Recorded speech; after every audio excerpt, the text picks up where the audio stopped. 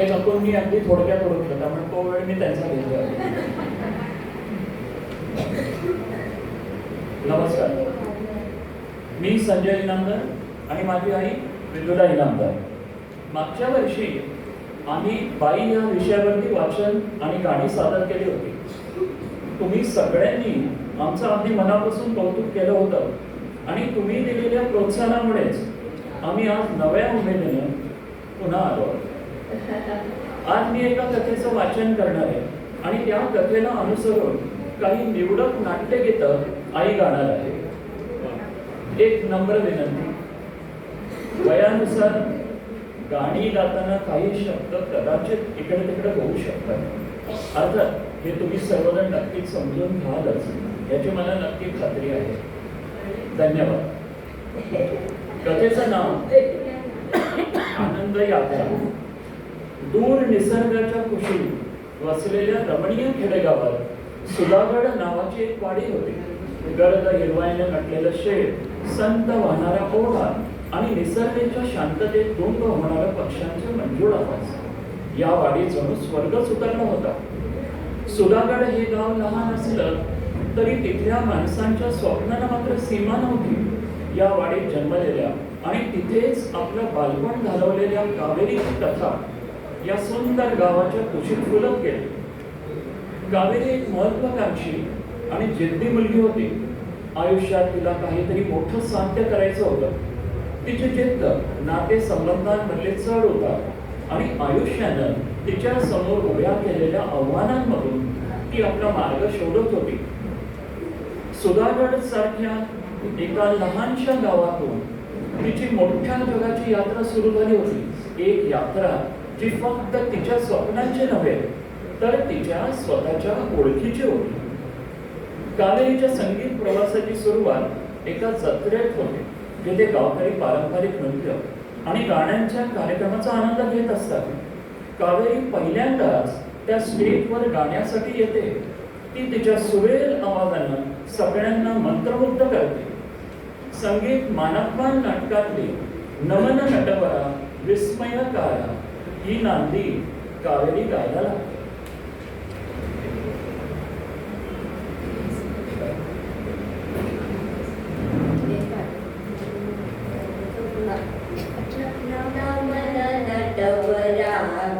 विस्मयकारा नमन नटवरा विस्मयकारा आत्मगिरोई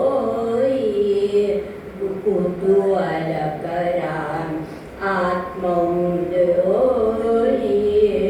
कुतूहलहरा नमन नटवरा विस्तरकारा नमन नटवरा विस्मयकारा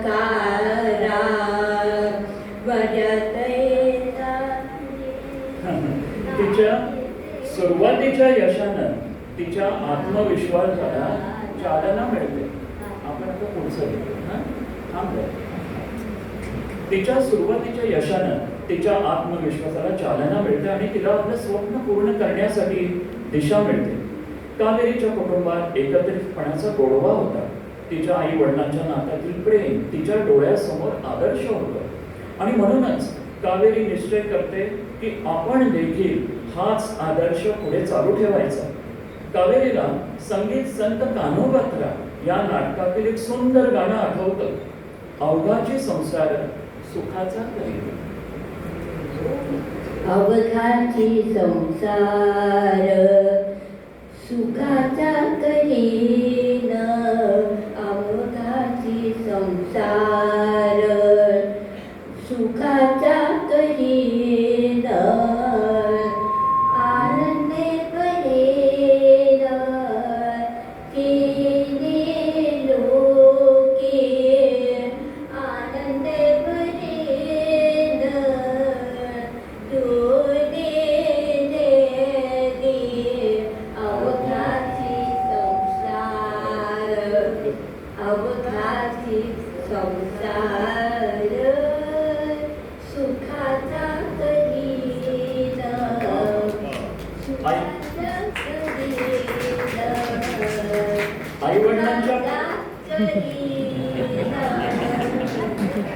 आई वडिलांच्या पाठिंब्यानं कावेरीला तिच्या स्वप्नाचा पाठपुरावा करणं सोपं झालं.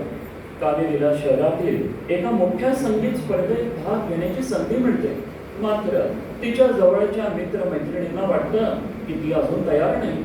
कावेरीची जिद्द आणि मित्रमैत्रिणींचा विरोध यामुळे तिच्या मनात द्वंद्व उभं राहतं. ती त्यांना सांगण्याचा प्रयत्न करते की तिला गायला नक्की जमेल, पण त्यांच्याकडून तिला प्रोत्साहन मिळत नाही. कावेरीला दुःखही होतं आणि रागही येतो. कावेरी रागानंच संगीत मानापमान नाटकातलं पद गायला लागते. नाही मी बोलत नाही मी बोलत नाथा, नाही मी बोलत नाथा, नाही मी बोलत नाथा, विनयहीन वदताना नाथा, नाही मी बोलत नाथा, नाही मी बोलत नाथा, नाही मी बोलत नाथा, नाही मी बोलत नाथा.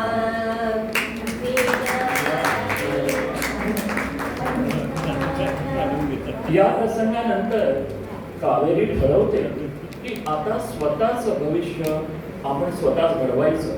तिच्या मनातील तीव्र इच्छाशक्ती तिला पुढे जाण्याची प्रेरणा देते.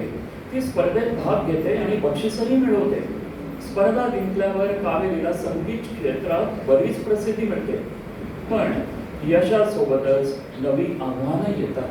पुरुष प्रधान समाजात तिच्या क्षमतेवर प्रश्न उपस्थित होतात.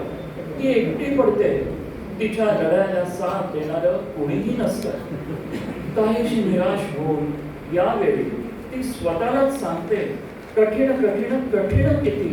संगीत भावबंद नाटकातलं पद कावेरी गायला लागते.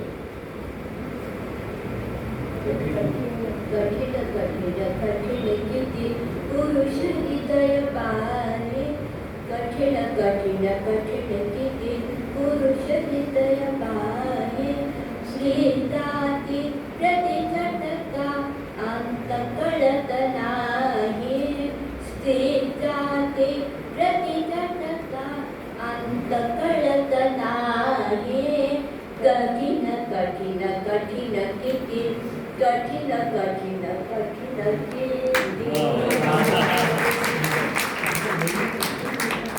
कावेरी हार मानत नाही आणि जिद्दीनं संगीताचा रियाज आणि वेगवेगळ्या स्पर्धेत भाग घेणं चालूच ठेवते. केवळ तिच्या या लढ्यानं तिच्या स्वप्नांना नवीन बळ मिळतं. तिचा आत्मविश्वास वाढतो. बरीच बक्षिसं मिळतात आणि सगळीकडे तिचं खूप कौतुक होतं. त्याच आनंदाच्या भरात कावेरी संगीत सुवर्णतुला नाटकातलं पद गायला लागते.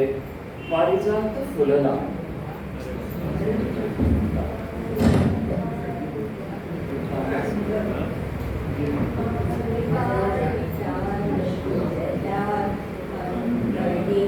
पारिजात फुलला अंगणी रंगरतलिया, काय मारिया वर्गतलिया, काय मारिया प्रीतीचा दाना, अंगणी पारिजात फुलला, अंगणी पारिजात फुलला, अंगणी पारिजात फुलला.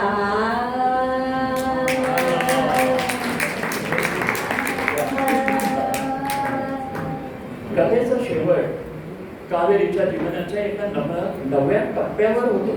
ती तिच्या गावात परत येते. गावात तिचं मोठ्या जल्लोषात स्वागत केलं जातं. संपूर्ण गाव तिचा अभिमान बाळगतो. या आनंदाच्या क्षणी कावेरी उत्स्फूर्तपणे संगीत कुलवधू नाटकातलं गाणं गायला लागते. क्षण आला भाग्याचा. क्षण आला भाग्याचा, आला सौख्याचा, क्षण आला भाग्याचा,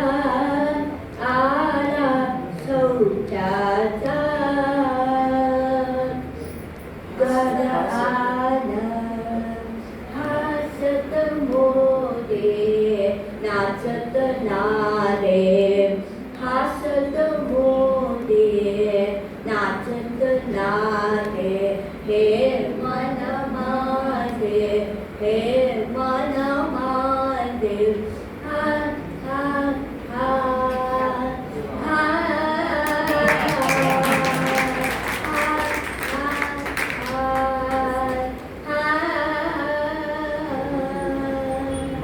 मंगल दिन मंगल दिन आला साजाचा क्षण आला राजाचा आला सौख्याचा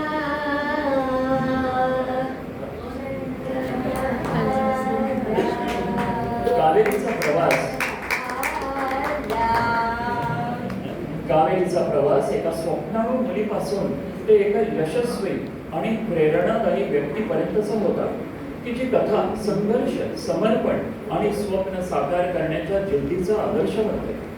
आनंद यात्रा ही कथा आपल्या स्वप्नांसाठी केलेल्या संघर्षाचं आणि त्या स्वप्नांना सत्यात उतरवल्यानंतरच्या आनंदाचं प्रतीक आहे.